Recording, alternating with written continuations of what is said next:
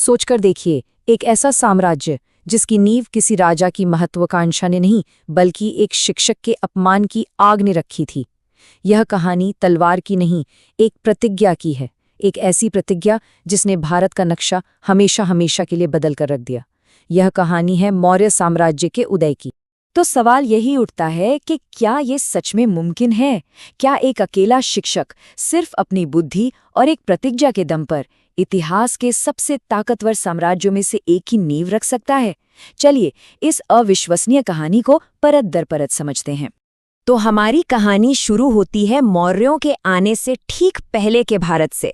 ये एक ऐसा दौर था जब देश कई छोटे छोटे राज्यों में बटा हुआ था और राजनीतिक माहौल कह सकते हैं बहुत ही अस्थिर और खतरनाक था।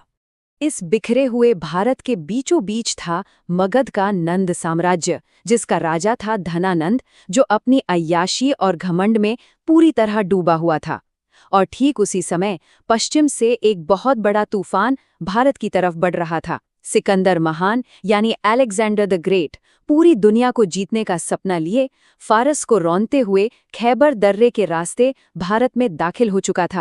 और विडंबना देखिए, तक्षशिला जो उस समय ज्ञान और विद्या का सबसे बड़ा केंद्र माना जाता था, वहां के राजा ने बिना एक भी लड़ाई लड़े सिकंदर के सामने घुटने टेक दिए। यह आत्मसमर्पण देखकर वहीं के एक आचार्य, जिनका नाम था चाणक्य, उन्होंने उस खतरे को पहचान लिया जो एक बंटे हुए भारत पर मंडरा रहा था। इसी उम्मीद के साथ चाणक्य मगध के शक्तिशाली राजा धनानंद के दरबार में पहुंचे। लेकिन मदद तो दूर की बात, उन्हें भरी सभा में अपमानित किया गया। और उसी अपमान की आग में चाणक्य ने अपनी शिखा खोल दी और इतिहास की वो मशहूर प्रतिज्ञा ली। ये शिखा अब तभी बंधेगी जब धनानंद को मगध के सिंहासन से उखाड़ फेंका जाएगा। और बस यहीं से शुरू हुई अपमान, प्रतिशोध और राष्ट्र निर्माण की एक ऐसी कहानी जिसके दो मुख्य किरदार थे, एक वास्तुकार और एक सम्राट। अपनी प्रतिज्ञा पूरी करने के लिए चाणक्य को कोई तलवार नहीं बल्कि एक ऐसा चेहरा चाहिए था जिसे वो तराश सके। और उनकी तलाश खत्म हुई एक साधारण से लड़के चंद्रगुप्त मौर्य पर, जिसमें उन्हें एक सम्राट बनने की वो असाधारण चिंगारी दिखाई दी। चाणक्य ने उसे अपनी शरण में लिया और एक भावी सम्राट के तौर पर तैयार करना शुरू कर दिया। चाणक्य ने सिर्फ एक सम्राट ही नहीं गढ़ा, उन्होंने एक साम्राज्य का पूरा ब्लूप्रिंट तैयार किया। उन्होंने लिखा अर्थशास्त्र।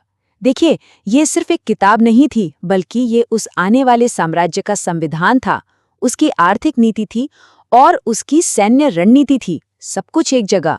सत्ता में आते ही चंद्रगुप्त ने साम्राज्य की पश्चिमी सीमा को सुरक्षित करने का काम किया, जहां उनका सामना हुआ सिकंदर के जनरल सेल्यूकस निकेटर से। लड़ाई का पासा उस वक्त पलटा जब मौर्य सेना ने अपना गुप्त हथियार इस्तेमाल किया, 500 युद्ध हाथी।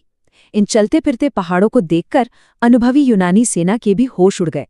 सेल्यूकस की हार हुई और शांति संधि के तहत उसने अपनी बेटी का विवाह चंद्रगुप्त से कर दिया। इस मजबूत नींव पर 3 महान सम्राटों ने एक ऐसा साम्राज्य खड़ा किया जो पीढ़ियों तक चला और हर सम्राट ने अपनी एक अलग और अनूठी छाप छोड़ी। और यहाँ एक बहुत ही दिलचस्प बात यह है कि इस साम्राज्य को आकार देने वाले तीनों महान सम्राटों ने अलग अलग आध्यात्मिक रास्ते अपनाए।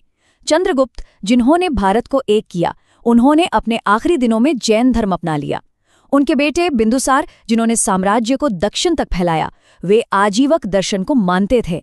और फिर आए अशोक, जिनका कलिंग युद्ध के बाद बौद्ध धर्म अपनाना इतिहास का एक बड़ा मोड़ साबित हुआ।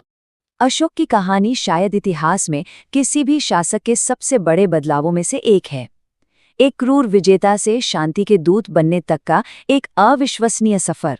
इस बदलाव की कहानी शुरू होती है कलिंग के खूनी मैदानों से।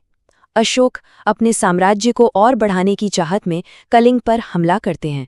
युद्ध तो वो जीत गए, लेकिन ये एक ऐसी जीत थी जिसकी कीमत ने उन्हें अंदर तक हिलाकर रख दिया। उस एक युद्ध में 1 लाख से भी ज्यादा लोग मारे गए थे। जब अशोक ने युद्ध के मैदान में उस विनाश को अपनी आंखों से देखा तो जीत का जश्न एक मातम में बदल गया। उनका हृदय परिवर्तन हो गया और यही मौर्य साम्राज्य का सबसे बड़ा वैचारिक टर्निंग पॉइंट साबित हुआ। उस विनाशकारी मंजर को देखने के बाद सम्राट अशोक ने दिग्विजय यानी तलवार के दम पर विजय की नीति को हमेशा के लिए छोड़ दिया और उसकी जगह अपनाई धम्म विजय की नीति, जिसका मतलब था दिलों को जीतना, युद्ध से नहीं बल्कि धर्म और नीतिता से। देखिए, मौर्य साम्राज्य समय के साथ भले ही खत्म हो गया, लेकिन उसकी विरासत आज भी हमारे चारों ओर मौजूद है। एक ऐसी विरासत जिसे खुद सम्राटों ने पत्थरों में हमेशा के लिए दर्ज कर दिया था। अशोक ने अपनी विरासत पत्थरों में लिखवाई। उनके स्तंभ लेख जो पूरे साम्राज्य में फैले थे, एक तरह से उस जमाने का सार्वजनिक संविधान थे।